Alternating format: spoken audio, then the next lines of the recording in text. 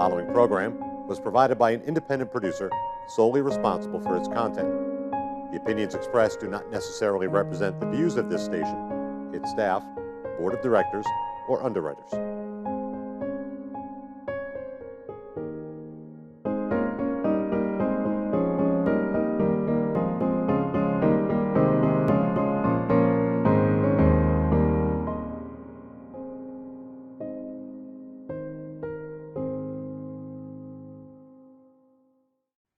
Hello, welcome to another edition of our program, CHW in Action, with your friend Rafael Calderon. This show is very special, as all shows are special, but I think this show is very special because I have the Honorable Harvey Keye with us, and he's going to tell us about a very important issue that is going on in New Hampshire, in the whole USA, in the whole country. It's regarding awareness for prostate cancer. So let us say welcome to our guest, Harvey Keye. Thank you so much. I'm pleased to be with you. I should have said Honorable Harvey Keye. That's permissible, or you could reject it if you like. No, I'll accept it because you're a cool guy. No problem. Okay? So thank you for coming back to our TV show.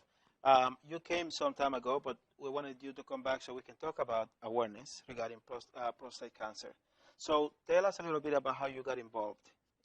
About 10 years ago, I thought I was Superman.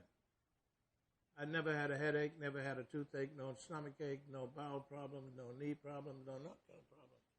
So nothing was wrong with me as I saw it. But things were building up and I didn't know it. And this is what happens with the human body. It's changing all of the time. Mm-hmm.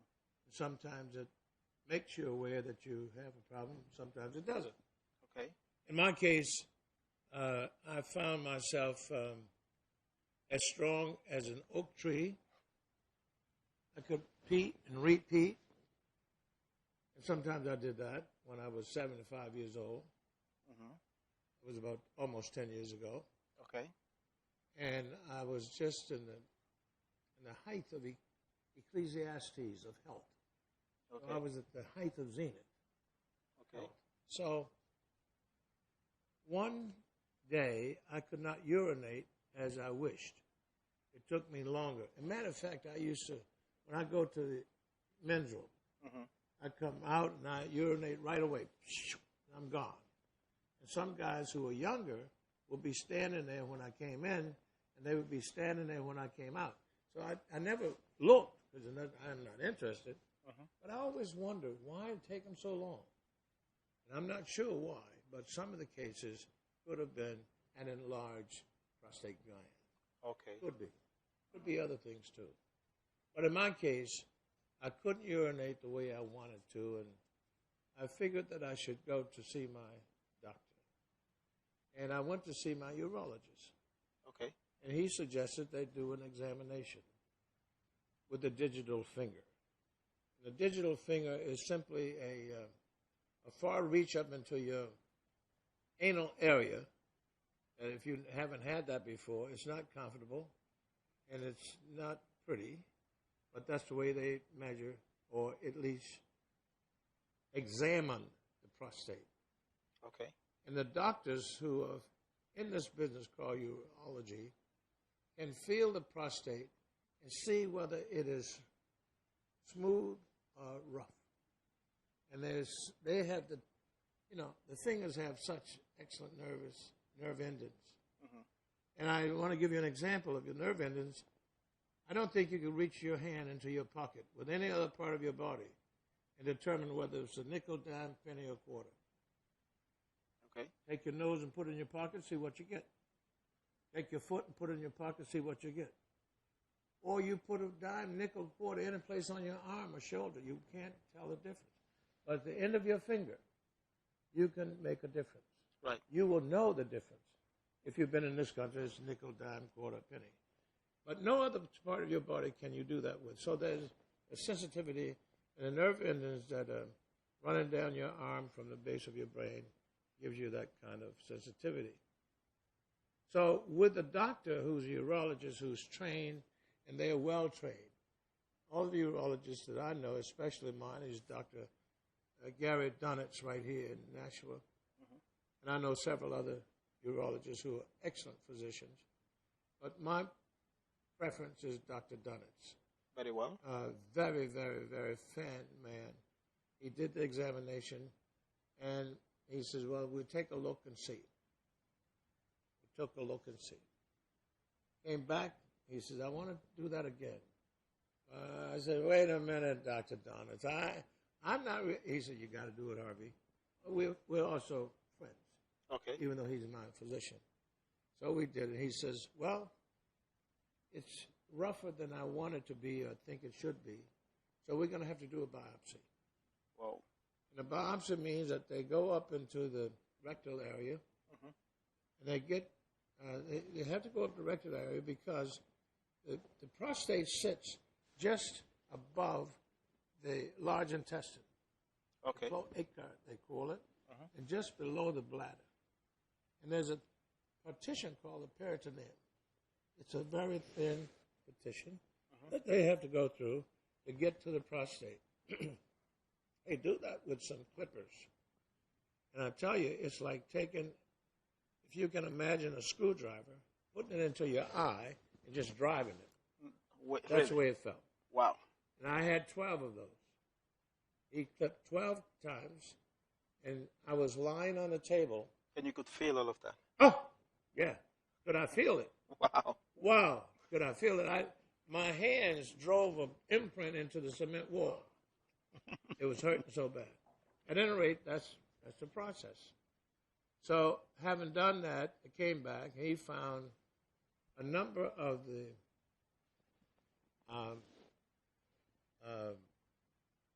what do I call it? Biopsies. Biopsies. Of the 12 he did, 4 to 5 of them had cells that were disfigured. Okay. They were not in line, but they had surfaces that he could tell that they were disturbed. So he gave me some options, and we were slow about it. You know, there's nothing fast about this. Okay. He said you could wait and see.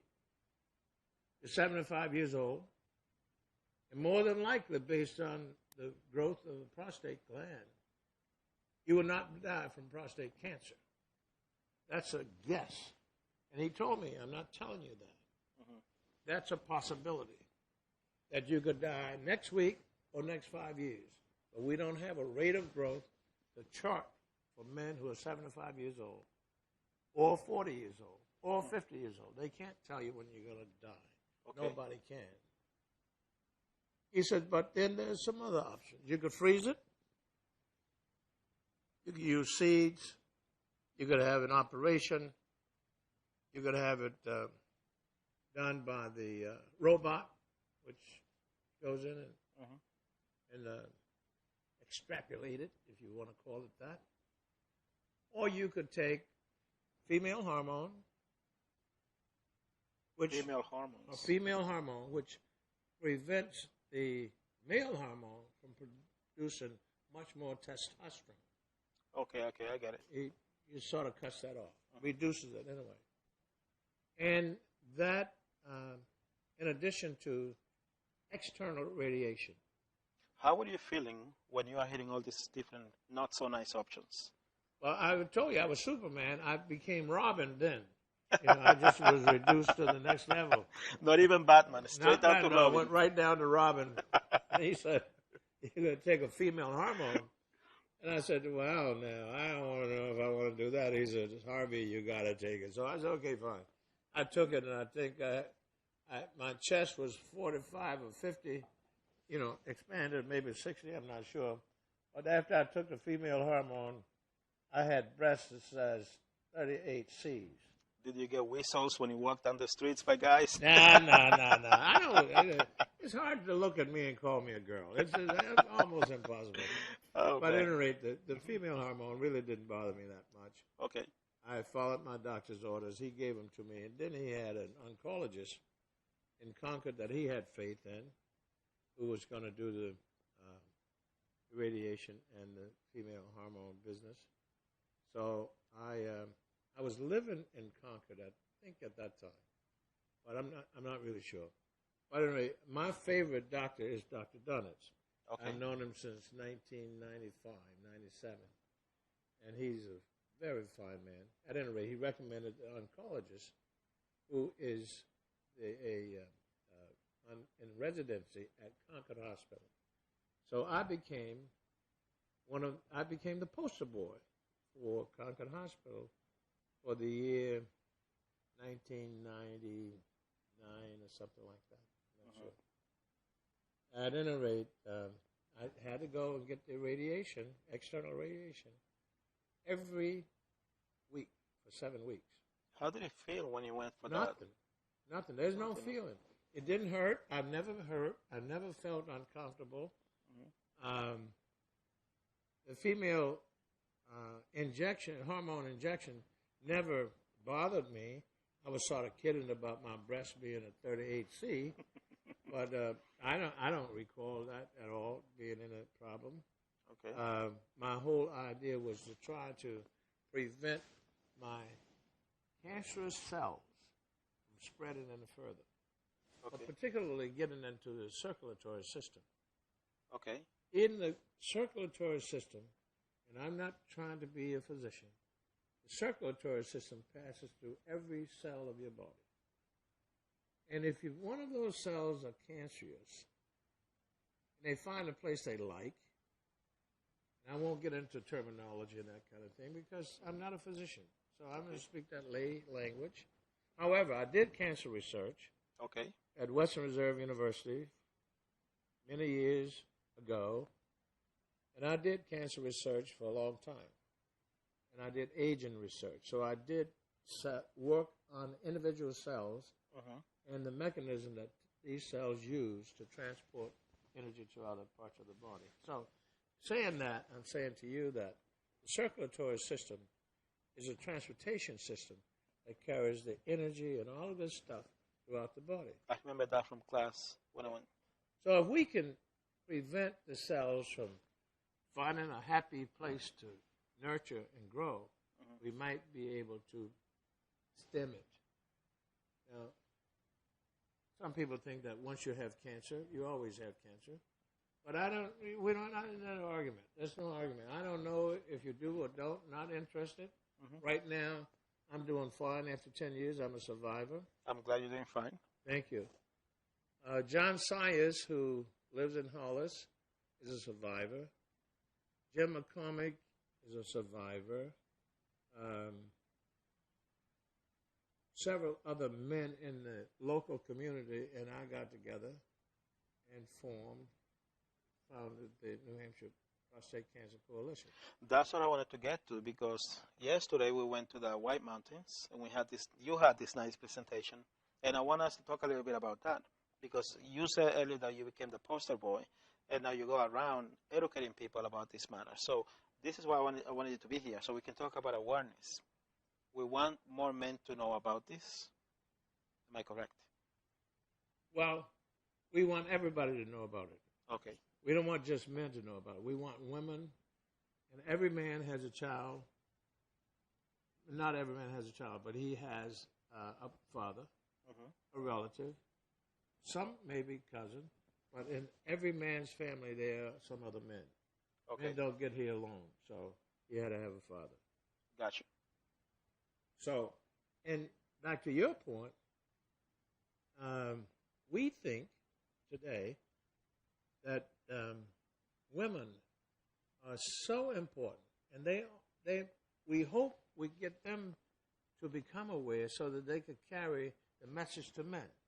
Men are so arrogant, and they think they're better than thou because they are born a man and happen to have, by an accident, a penis. By an accident? Yeah, it was not on purpose. So, okay, enlighten me about that because, I mean, I've read the Bible. Well, I can tell you this. You didn't make yourself. You didn't design. You didn't come here before you got here decide to be a man. So when you got here, the elements that are within you decided that you were going to have a male format or a female format. Interesting. And it does that by messages from the cells. And that is a part of genetics. It's deeply woven into as the egg is impregnated and the zygotes are formed, that kind of enzyme and acids and chemicals on that chemical chart in your high school room one time or another, that's who you are.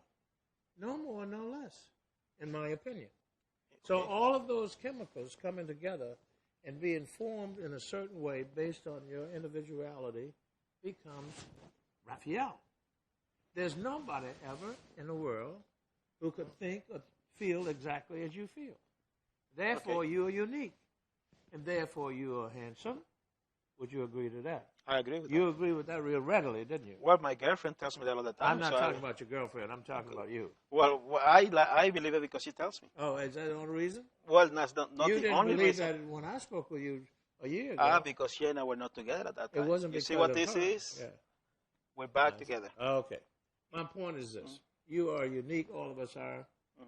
None of us are alike. There's 7.15 billion people on Earth, and none of them have the same skin color, eye color, tooth imprints, or fingerprints. So then, therefore, I would call that a deity. Okay. Whomever yours is, that's yours. Whomever Dick's is, that's Dick's. And whomever mine is. And by mine. Dick, you mean the director. I didn't mean to interrupt you, but I just want the audience to know it's Dick Gagnon, the director of Access Natural. Did what? The director of Access Natural. When you said Dick. Dick so Gagnon. Yeah, that's what I'm saying. That we're talking about this Dick. Because I know like 4 Richards that are called Dicks. I just wanted to clarify that we're talking about the same Dick that we both know. This guy? Yeah. Yeah, Dick Gagnon. Yeah, I just wanted to clarify that. What are we telling about him? That we're talking about this Dick Gagnon, no, not another Dick. No, this guy right here, yeah. Okay, carry on. What is your question? I was just trying to confirm that we're talking about the same Dick. There was no question. Okay. We're together. Okay. Where were we regarding the cancer? The cancer you have today, we don't have, in my opinion, any prevention. And urologists, other physicians, and researchers having some discussion about the weight of a PSA. Don't bother with the PSA. It's not a. It's not a. I learned my lesson. I won't ask. It's not a public service announcement. A PSA is a measure of the antigen in the blood circulatory system that determines something about the prostate. Some doctors say it has harmed the patients who didn't need it. However, we haven't had any kind of examination to measure if you have it or don't have it, except a PSA. Okay. There may be something on board recently. I don't know about it. But nothing is definite. We will keep using what we're using in some cases. In other cases, we won't. We're going to have some people going to die and some people not going to die. And we can't determine that at all. We don't have a prescription. Okay. We can only work as my mentor, John Sawyers, who's one of the founders, or the founder of the New Hampshire Public Prostate Cancer Coalition. Okay. And several other gentlemen in the community thought it would be statewide, an organization that we were talking about, a small state, we could get our arms around trying to make them aware. We've gone to Rotary clubs. We've demonstrated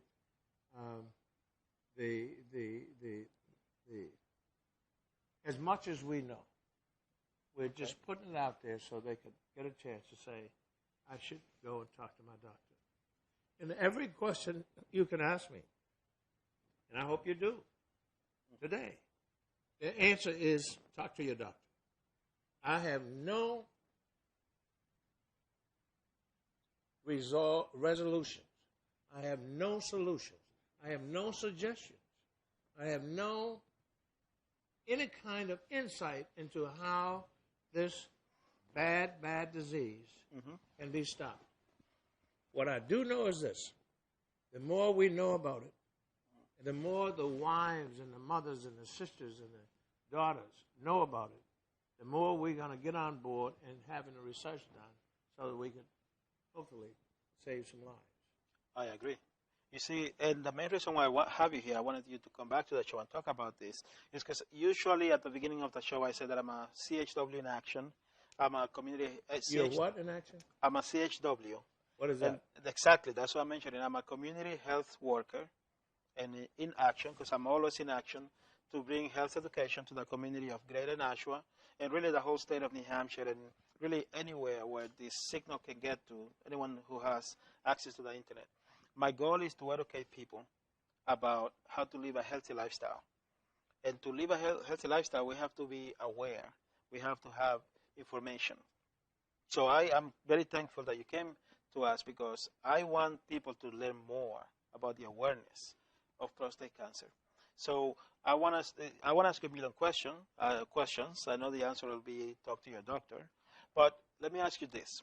Why do you think it is that men, other than by luck that they become men, why are they so hesitant to do this, to get checked, for example? Why do we need women to push us to do this? Well, in my opinion, and I don't speak for all men, Right. Some men that I know are very secretive about down there. They don't want to talk about down there for whatever reason.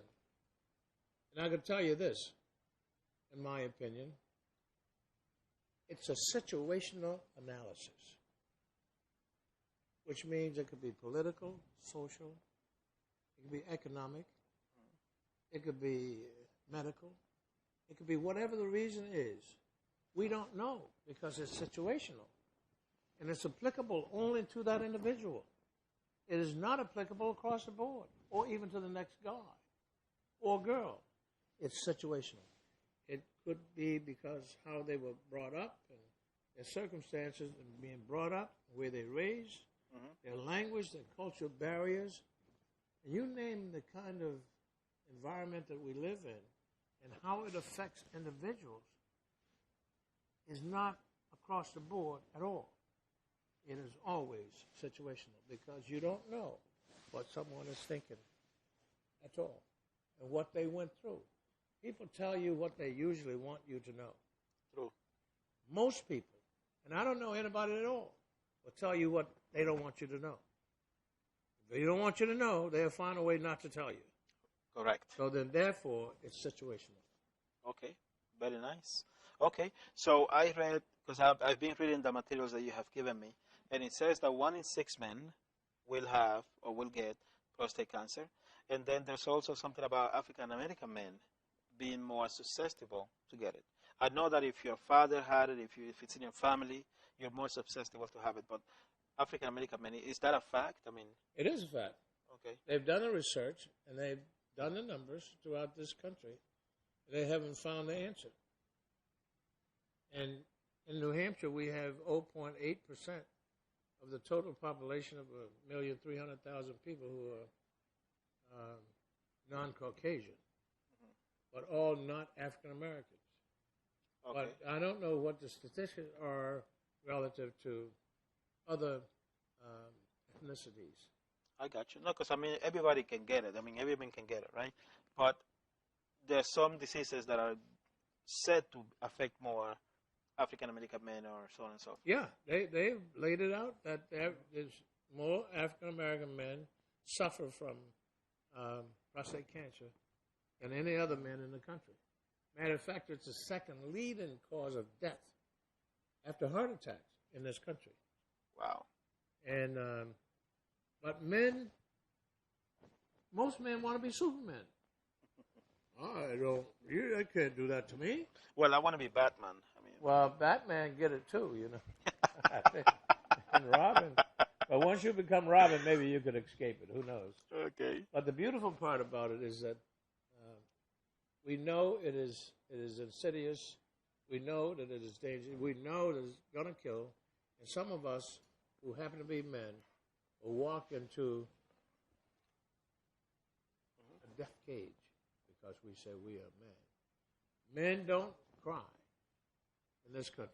I've heard that. Yeah. And in my opinion, the best men will cry. That shows strength, in my opinion. Mm-hmm. And it shows education. Ignorance is a terrible thing. I agree. It says, fast to be wise where ignorance is bliss. So if you have a huge number of ignorant people in your local community, don't walk away, run away from them. Try not to be with them because sometimes it could rub off on you. The Bible does say, tell me who you are and I tell you. Tell me who you're with and I tell who you are. Well, I say it a little bit differently. It has no biblical ties at all. Okay. Tell me who you honor, and I'll tell you who you're going to be. Tell me who you aren't. Honor. Or who you honor. Okay. And I'll tell you who you're going to be. I'll tell you who you're going to be. Additionally, you tell me where you live in America, and I'll tell you who you are. Tell me more about that. How can you tell about a person by who they live? By where they live? Zip codes are indicative of certain kinds of things that are not necessarily published. Interesting. Tell me more. Is this about prostate or is it about It's cross-cultural education? It can be about both. I mean, the idea is that we want to educate the community in anything that has to do with them having a healthy lifestyle. Any information is good. Well, let me ask you this. Okay. How do you feel about making your show a public health issue? A public health issue. Yes. I'm not sure I understand exactly what that means. Well, let me ask you this. Does lack of knowledge about your endeavor cause physical problems? That's a good question. Lack of knowledge about my endeavor. Yeah. By endeavor, what exactly do you mean? Practice. What do you practice? You practice good health. Right. Lack of knowledge of good health, does that affect you physically? Well, of course, because if I don't take that's care... all I just want to know. Okay. So you said yes. Okay. Then if you are affected physically, does it affect you mentally? I believe so. Then we're having what is called a physical and a mental problem. Those problems are the same kind of problems people have who are on the drugs Okay. and heroin and you name alcohol. Okay. They are affected physically and mentally. Should those be physical health, public health problems? I would say so. If the public health of our nation, let's stop right here in Nashua. If the public health of Nashua depends on the health and well-being of all of its citizens, we have approximately 87,000, then whatever causes it to be non-healthy is a public health problem. Would that be logically deduced by you? I will agree. We're on the right track. Okay, good. So it shouldn't be just a radio or television show. These problems should be as an epidemic, as insidious as breast cancer, a public health problem. As smoking is a public health problem. As drinking a public health problem. Okay. Then what do? We bring awareness to people. That's one step. What's the next step we do, sir? We take action. We educate people. I think you're on the right track, taking action and educating. And the thing I would suggest to you, and I suggest strongly, Okay. that we do it step at a time, person at a time. Okay. You can't do it, as we have found in the last 50 to 100 years, we can't do it in concert. Okay. It doesn't work. And with the new artificial intelligence, with robots coming along real fast, we'll be taking the jobs from, right now we have a 2.7 unemployment rate in New Hampshire, which is the lowest in the country. That's a good thing. It's a very good thing. If we're looking at the future,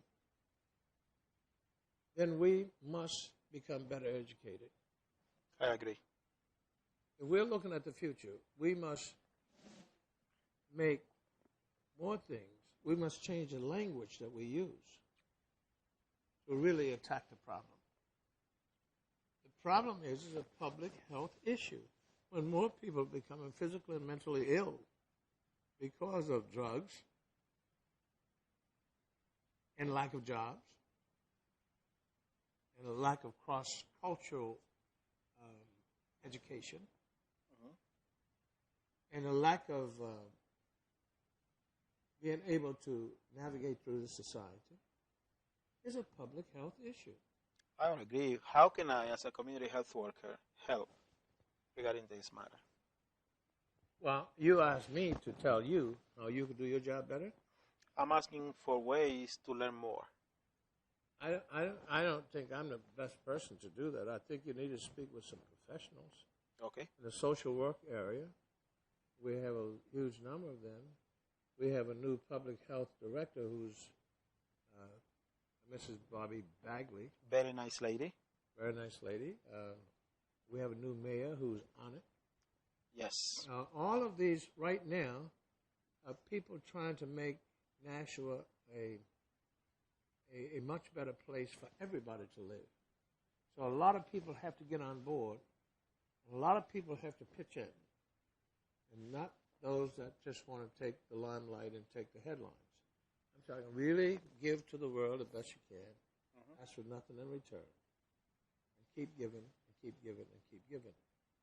That's becoming a thing to do today, in my opinion. I think we're on to something that's really great with a new echelon of people and new people like yourself who's coming along. I want to thank you for your participation on the New Hampshire Prostate Cancer Coalition. You My have pleasure. agreed to help Dr. Haddad, who is our national public relations fellow. He's awesomely and absolutely incredibly well qualified for the job. Okay. And he does it so well. And you haven't met him yet, but you're going to get a chance to meet him. I'm looking forward to it. Yeah. And he is one of my idols. And I follow not everything he says, Dr. Haddad. When you get this message, you know I don't get it all. But I like him a lot. I've known him for 40 years. And he has a whole different story to tell. But he's on it and trying to make people aware. He's on it and trying to he doesn't need an accolades. He doesn't look for the recognition and a pat on the back. And some people have kicked him. Well, you know, there's a kitta and a patta. I've heard that. Okay? Some people give him the kitta. And he takes it, but he's able to repeat because he has those wide shoulders that some people stand on. Excellent. On that note, we are coming to the end of this program. So what message would you like to send to the natural community? Give all you can. Ask for nothing in return. Across the board to everyone. And don't stop giving. We have a lot of work to do. And don't be bashful. Don't be stingy. And don't be arrogant. And certainly don't try to be superior. And the message I have is I love Nashua. And I love Nashua to be strong. Excellent. Thank you. And I love Nashua too, and I love Nashua to be strong. And for those of you that don't know, Harvey Keye is my mentor, and I'm learning a lot from this man. That's why he gives me a hard time, and I'm okay with it, because he's teaching me good stuff. Okay? Well, thank you to you, the audience. Thank you to the community for watching this show. It's really an honor for me to be able to bring to you very special people, very wise people like Harvey Keye. It's an honor for me that you watch our show. So I thank you, and I ask you to please continue to watch. Again, my name is Rafael Calderon. I'm your community health worker, your CHW. I'm here to help. Thank you. Have a nice night.